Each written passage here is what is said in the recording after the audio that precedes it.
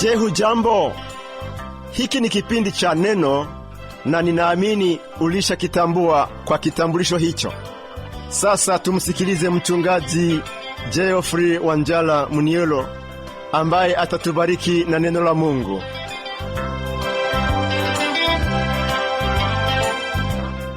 Ni wakati mwingine tunapokutana kwenye kipindi cha Neno.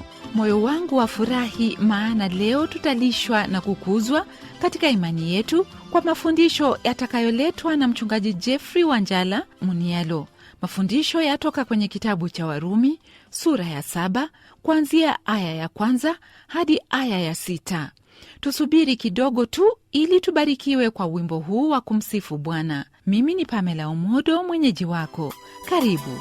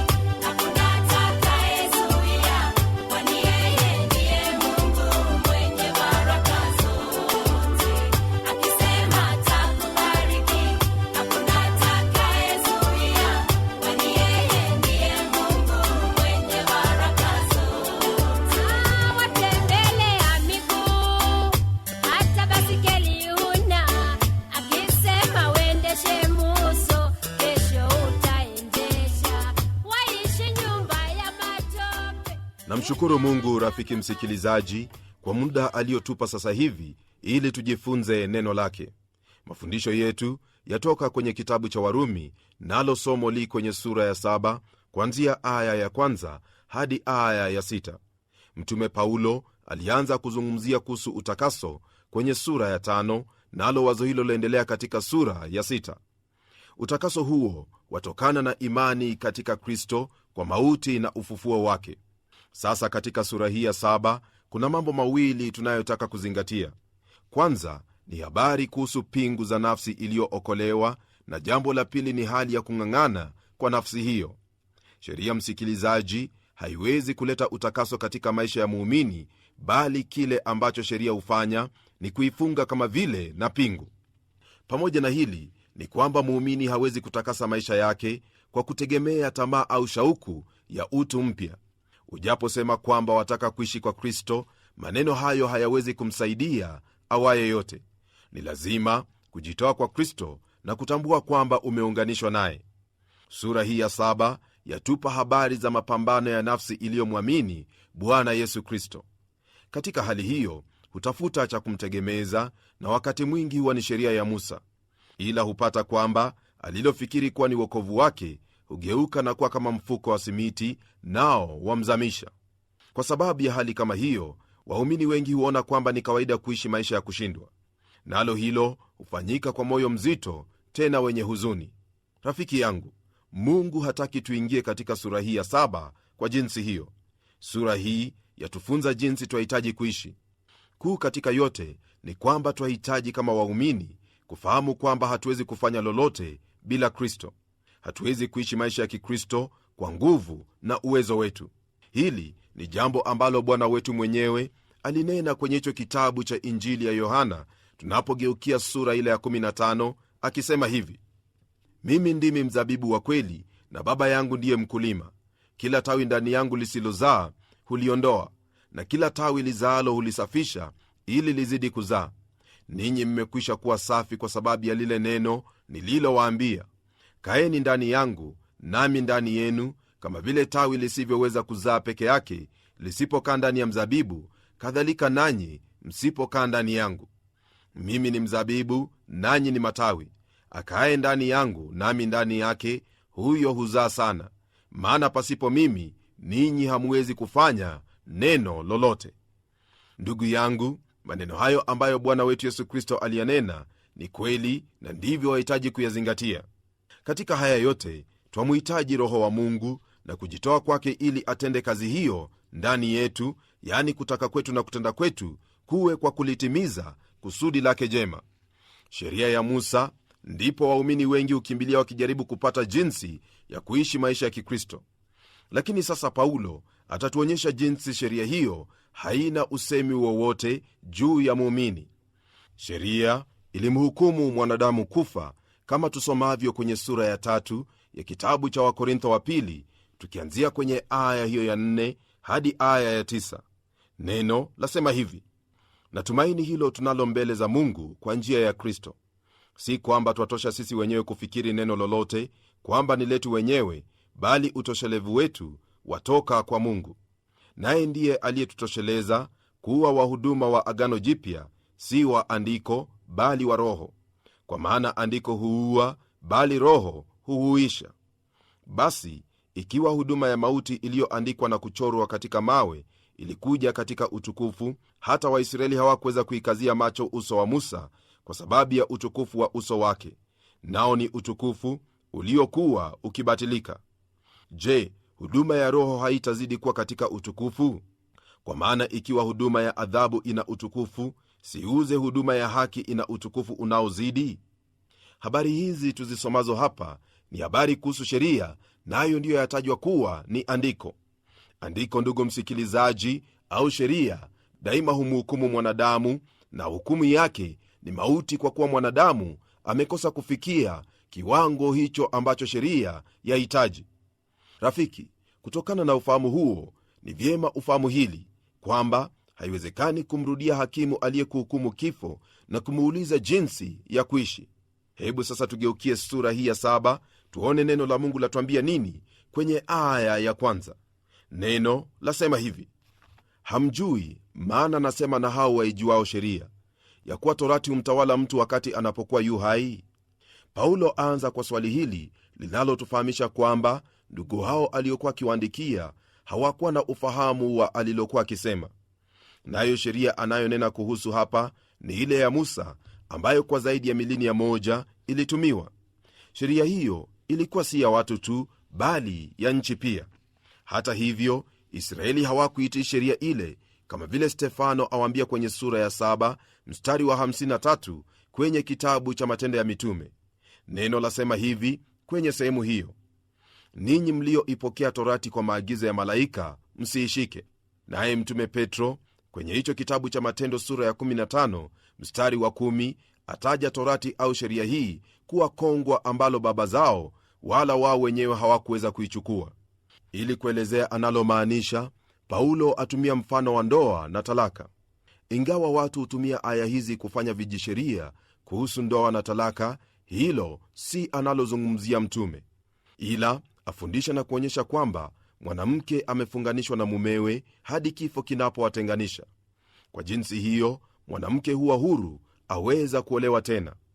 Kwenye aya ya 2 hivi ndivyo neno laendelea kutwambia: kwa maana mwanamke aliye na mume amefungwa na sheria kwa yule mume wakati anapokuwa yu hai, bali akifa yule mume amefunguliwa ile sheria ya mume. Naam, hakika mwanamke hufungwa na sheria kwa mwanamume wakati anapokuwa hai. Mwanamume anapokufa, basi sheria ile haina mamlaka juu yake. Tuendelee tuone lililoko kwenye aya ya 3, ambapo neno laendelea kutwambia hivi: basi wakati awapo hai mumewe, kama akiwa na mume mwingine, huitwa mzinzi, ila mumewe akifa, amekuwa huru, hafungwi na sheria hiyo, hata yeye si mzinzi ajapoolewa na mume mwingine. Kuna baadhi ya hao wanaoamini kwamba talaka hairuhusiwi kwa vyovyote vile kulingana na andiko hili.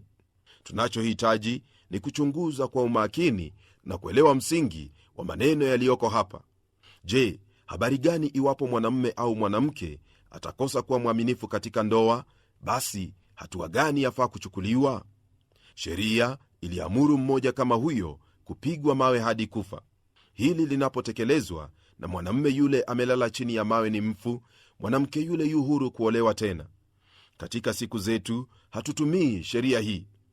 Fahamu hili kwamba kwenye aya hii Paulo haneni kuhusu ndoa na talaka. Hilo atalifanya kwenye sehemu nyingine ya maandiko. Wazo analotaka tuelewe Paulo ni kwamba mara mwanamume anapokufa, basi mwanamke aliyemuoa hufunguliwa na kuwa huru kuolewa tena.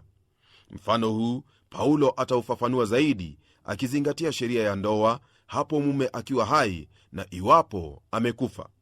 Aya ya 4 yatuambia haya: kadhalika ndugu zangu, ninyi pia mmeifia torati kwa njia ya mwili wa Kristo, mpate kuwa mali ya mwingine, yeye aliyefufuka katika wafu, kusudi tumzalie Mungu matunda.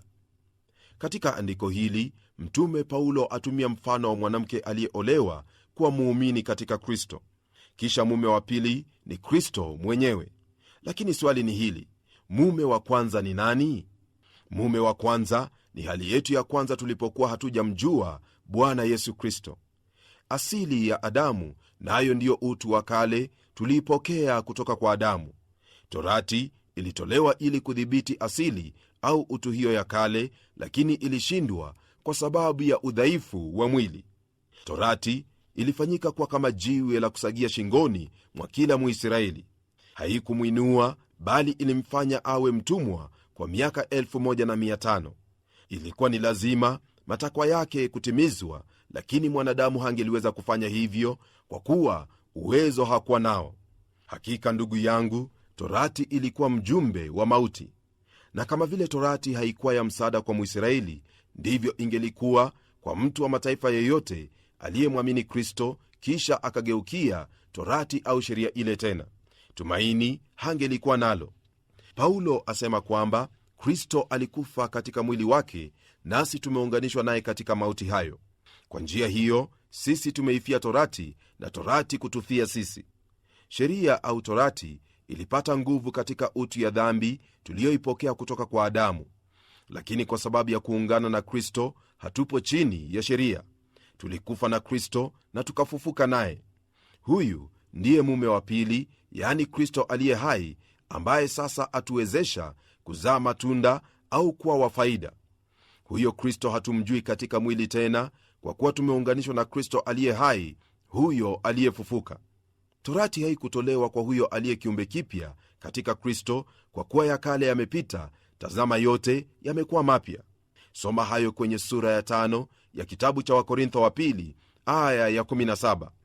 Muumini yu chini ya neema, wala si chini ya sheria au Torati. Liamini hili, kwa kuwa ndilo Mungu akuambia. Rafiki, usijaribu kuishi chini ya sheria, maana unachohitaji kufanya sasa ni kumtii Kristo, naye atakusaidia, kwa kuwa haki hiyo unayoitafuta chini ya sheria ni jambo ambalo waweza kulipata tu unapomwamini huyo mwana wa Mungu, yani Yesu Kristo.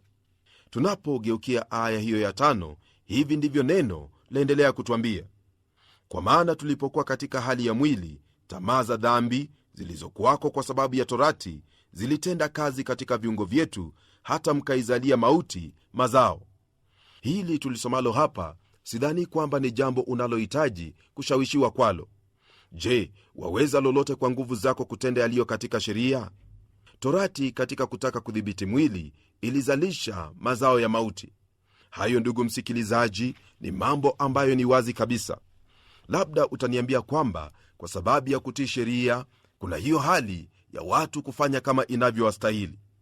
Ila ningelipenda kukujulisha kuwa kile unachokiona ni ule uoga kwamba kuna adhabu kwa sababu ya kutotii au kuvunja sheria. Lakini mfano naotaka kupa ni jambo ambalo hufanyika siku baada ya nyingine. Mara nyingi utaona kwamba watu wanapoona kuwa mtunzaji wa sheria hayupo, wao hufanya kama vile wanavyotaka. Lakini mara wanapomwona polisi au mtu awaye yote mwenye mamlaka ya kiserikali, wao hujaribu kufanya kulingana na sheria, kwa kuwa wafahamu kuwa serikali itawahukumu kulingana na sheria walioivunja. Hivyo ndivyo sheria hufanya. Lakini mtu anapoachiliwa katika hali yake, mtu anapoachiliwa bila sheria yoyote, mazao yanayotokea mara nyingi huwa ni mazao ya mauti. Mambo mengi yametendeka, mambo yanayoudhi, mambo yanayochukiza, mambo ya udhalimu, kwa sababu watu huona kana kwamba sheria haiwezi kuwapata. Hivyo wao huivunja licha ya kujua kwamba wanachotenda ni makosa. Ndugu yangu, hiyo ndiyo hali ya mwanadamu.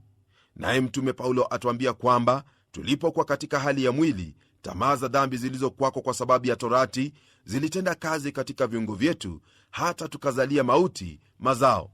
Hiyo ni kusema kwamba tumaini halipo, ndugu msikilizaji, unapogeukia kufuata mambo ya sheria. Si kwamba sheria ni mbaya, bali wewe hauwezi kuitii sheria kwa uwezo wako mwenyewe. Wamhitaji msaidizi, wamhitaji atakayesimama kwa niaba yako na kutekeleza hayo ambayo sheria yahitaji utekeleze. Hilo, ndugu msikilizaji, ndilo tutaliona kwenye sura ya 8 ya kitabu hiki cha Warumi. Lakini hebu nitangulie kusoma kwenye aya ya 1 hadi aya ya 4 uone hili ambalo ninakwambia. Neno lasema hivi: sasa basi, hakuna hukumu ya adhabu juu yao walio katika Kristo Yesu, kwa sababu sheria ya Roho wa uzima ule ulio katika Kristo Yesu imeniacha huru mbali na sheria ya dhambi na mauti. Maana yale yasiyowezekana kwa sheria, kwa vile ilivyokuwa dhaifu kwa sababu ya mwili, Mungu kwa kumtuma mwanawe mwenyewe katika mfano wa mwili ulio wa dhambi, na kwa sababu ya dhambi aliihukumu dhambi katika mwili, ili maagizo ya torati yatimizwe ndani yetu sisi tusioenenda kwa kufuata mambo ya mwili, bali mambo ya Roho. Kutokana na maandiko haya tuliyoyasoma, ni wazi kwako ndugu msikilizaji kuwa haiwezekani kutii torati kama vile ya kupasa, kwa sababu udhaifu ulio nao ni udhaifu ambao hauwezi kukuruhusu kufikia viwango vyake Mungu, kwa sababu haiwezekani hata kidogo mtu kumpendeza Mungu kwa matendo ya sheria. Na kwa kuwa Mungu alifahamu jambo hilo, ndiposa alimtuma mwanawe mwenyewe katika mfano wa mwili ulio wa dhambi, ili auhukumu dhambi katika mwili, kusudi maagizo ya torati yatimizwe ndani yako wewe usioenenda kwa kufuata mambo ya mwili, bali mambo ya Roho. Mambo ya Roho, msikilizaji, hauwezi kuyafuata katika mwili wako au katika mawazo yako au katika uamuzi wa nia yako. Hatua ya kwanza ni wewe kumwamini Yesu Kristo, na unapomwamini Yesu Kristo utapokea Roho wake Bwana, kama vile maandiko yanavyotuambia waziwazi kuwa wote waliomwamini Bwana Yesu Kristo hao hawakuzaliwa kwa damu, wala si kwa mapenzi ya mwili, wala si kwa mapenzi ya mtu, bali kwa Mungu. Hao wanaozaliwa kwa mapenzi ya Mungu, msikilizaji, hao ndio wamezaliwa kwa Roho, maana kilichozaliwa kwa mwili ni mwili, nacho hakiwezi kumpendeza Mungu, bali kilichozaliwa kwa Roho, hicho ni roho, na hicho ndicho humpendeza Mungu. Hilo ndilo twalifahamu kama vile ilivyo kwenye kitabu cha Injili ya Yohana Mtakatifu sura ya 3, tunaposoma habari kumuhusu Nikodemo na Yesu Kristo. Neno la Mungu lasema hivi kwenye aya ya 1 hadi aya ya 8. Hebu sikiliza: basi palikuwa na mtu mmoja wa Mafarisayo, jina lake Nikodemo, mkuu wa Wayahudi. Huyo alimjia usiku akamwambia, Rabi, twajua ya kuwa mwalimu umetoka kwa Mungu, kwa maana hakuna mtu awezaye kuzifanya ishara hizi uzifanyazo wewe, isipokuwa Mungu yu pamoja naye. Yesu akajibu akamwambia, amin, amin nakuambia, mtu asipozaliwa mara ya pili hawezi kuuona ufalme wa Mungu. Nikodemo akamwambia, awezaje mtu kuzaliwa akiwa mzee? Aweza kuingia tumboni mwa mamaye mara ya pili akazaliwa? Yesu akajibu, amin, amin nakuambia, mtu asipozaliwa kwa maji na kwa Roho hawezi kuuingia ufalme wa Mungu. Kilichozaliwa kwa mwili ni mwili, na kilichozaliwa kwa roho ni roho. Usistaajabu kwa kuwa nilikwambia, hamna budi kuzaliwa mara ya pili. Upepo huvuma upendako, na sauti yake waisikia, lakini hujui unakotoka wala unakokwenda. Kadhalika na hali yake ya kila mtu aliyezaliwa kwa roho. Maandiko hayo, kama vile tumeyasoma msikilizaji, yatufahamisha waziwazi ya kuwa usipozaliwa kwa roho, basi hauwezi ukafuata hayo ya roho, na unapokosa kuyafuata hayo ya roho, utakuwa ukifuata ya mwili, nao huo mwili, kwa mujibu wa maandiko haya, twaona kwamba tamaa ya dhambi yakaa humo, na katika tamaa hiyo ya dhambi ndivyo viungo vyake hujitoa na kuzaa mazao ya mauti. Hiyo ni kukuambia kwamba iwapo wategemea sheria au torati, basi wewe hauna lolote linaloweza kukuhudhurisha mbele zake Mungu. Nafuu ufuate njia yake Mungu, njia aliyoiweka wakfu, njia aliyoichagua, nayo ni kwa kumwamini Yesu Kristo. Kwa kuwa kila amwaminie Yesu Kristo, huyo amevuka toka mautini na kuingia uzimani, amevuka toka gizani na kuingia nuruni. Nuru, ndugu msikilizaji, hubariki moyo. Nuru ni uzima, na hivyo iwapo wahitaji kuingia katika raha yake Mwenyezi Mungu, ni lazima kumwamini huyo aliyejinena na kusema kwamba yeye ndiye njia na kweli na uzima. Tena kwenye sehemu nyingine asema kuwa yeye ndiye nuru ya ulimwengu. Ndugu yangu, utatafuta kufanyika haki kwa njia gani? Je, njia hiyo una uhakika kwamba hakika utapata haki? Mungu akusaidie. Mungu akupe busara ya kufahamu kwamba njia ya haki utaipata tu kwa jinsi ambayo Mungu ameiweka, nayo ni kuwa na imani katika Kristo Yesu. Aya ya 6 nayo yatuambia hivi: bali sasa tumefunguliwa katika torati, tumeifia hali ile iliyotupinga, ili sisi tupate kutumika katika hali mpya ya roho, si katika hali ya zamani ya andiko. Iwapo kuna hilo tunalohitaji kufurahia, ni andiko hili. Msikilizaji, tumeachiliwa huru kutoka kwa matakwa ya sheria. Katika hili tulionalo ni kwamba awali ilikuwa habari ya kutenda kwa sababu yatupasa, lakini sasa twatenda kwa kuwa yatupendeza, na ni sawa kufanya hivyo kwa kuwa twampenda Bwana Yesu Kristo. Muumini yu huru, na sasa kwa sababu ya kumpenda Kristo ajitolea kwake, jambo ambalo halingefanyika chini ya sheria. Twamtumikia Kristo kwa sababu twampenda. Naamini wamkumbuka Bwana jinsi alivyomuuliza Simoni Petro iwapo ampenda.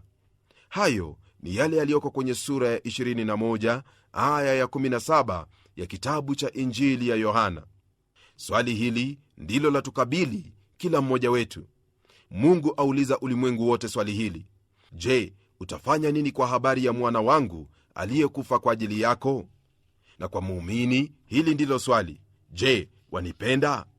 Maisha ya Kikristo, msikilizaji wangu, ni Kristo aishi kwa uhai wako leo hii. Hili tusingeliweza kutenda wenyewe, wala sheria haingeliweza kukamilisha jambo hili maishani mwetu. Hata hivyo, elewa kwamba torati au sheria ni nzuri, shida ii nasi sisi. Hilo ni jambo lililo wazi kwetu, lakini ashukuriwe Mungu aliyetukomboa kwa neema yake katika Kristo. Hebu natuombe. Baba Mfalme, katika jina la Yesu Kristo, na kushukuru kwa ajili ya muda ulionipa na ndugu yangu kusudi tujifunze neno lako ambalo ni uzima wetu na nuru ya maisha yetu. Ewe Bwana, watufahamisha waziwazi jinsi haitupasi tena kuenenda katika njia ya zamani, hasa kujaribu kutenda matakwa ya sheria ili tupate haki, bali watutaka tuwe na imani kwa Yesu Kristo na kufuatia njia hiyo ya Roho, na kwa jinsi hiyo kutimiza yote ambayo neno lako na amri zako zahitaji tutimize. Tusaidie Bwana, maana sisi wenyewe hatuwezi lolote lile peke yetu. Naomba kwa ajili ya ndugu yangu msikilizaji, ya kuwa kutokana na mafundisho tuliyoyapokea leo, utaendelea kujifunua kwake, utaendelea kumuinua, utaendelea kumwezesha, utaendelea Bwana kumwongoza katika njia zako, ili apate kutenda kulingana na maadili uliyomwonyesha kwenye neno lako. Ili najua utalitenda kwa kumwezesha kwa huyo Roho Mtakatifu uliyetupa awe msaidizi wetu na kiongozi wetu katika kweli yote ya Kristo. Haya nimeyaomba katika jina la Yesu Kristo aliye Bwana wetu. Amen. Ndugu msikilizaji, hakika yale ambayo tumejifunza leo hii ni mambo yanayobariki moyo ni mambo yanayokuhimiza uendelee kutenda kama vile Mungu anavyokuhitaji utende maishani mwako. Tegemeo lako haliko katika kutegemea sheria, bali li katika Kristo Yesu aliyekufa na kufufuka kusudi wewe upate kuhesabiwa haki. Iwapo kuna lolote basi utakalolitenda, litatokana na maisha yako ambayo yameunganishwa pamoja na Kristo. Kwa lugha nyingine, utakubaliana na hilo lililoko kwenye sura ya 2 ya kitabu cha Wagalatia mstari wa 20 unaosema hivi: nimesulubiwa pamoja na Kristo, lakini ni hai, wala si mimi tena, bali Kristo yu hai ndani yangu, na uhai nilio nao sasa katika mwili ninao katika imani ya mwana wa Mungu ambaye alinipenda akajitoa nafsi yake kwa ajili yangu. Ndugu yangu, hiyo tu ndiyo jinsi tunayoweza kuishi katika ushindi katika imani yetu kwa huyo Kristo. Neema hiyo ya Kristo iwe nawe hadi tutakapokutana nawe kwenye kipindi kijacho. Tuendelee kubarikiwa zaidi. Mimi ni mchungaji wako Geoffrey Wanjala Munialo, na neno litaendelea.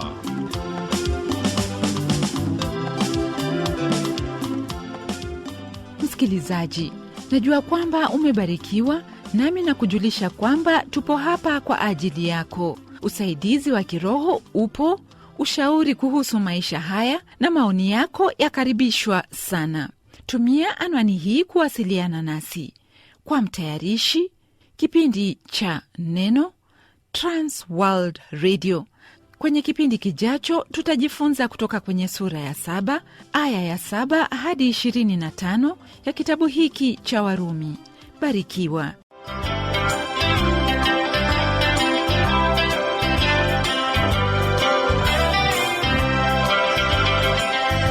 Ndiyo msikilizaji wangu, neno ni lazima liendelee. Kwa hivyo, hebu tuandikie utueleze jinsi hili neno la Bwana linakubariki. Anwani yetu ndiyo hii: Transworld Radio Burundi, Rohero, barabara la Jierer namba 27, Bujumbura, Burundi. WhatsApp, SMS na kupiga simu ni kwenye namba 71 650 650. Email twrburundi@gmail.com. YouTube, Facebook na Twitter TWR Burundi.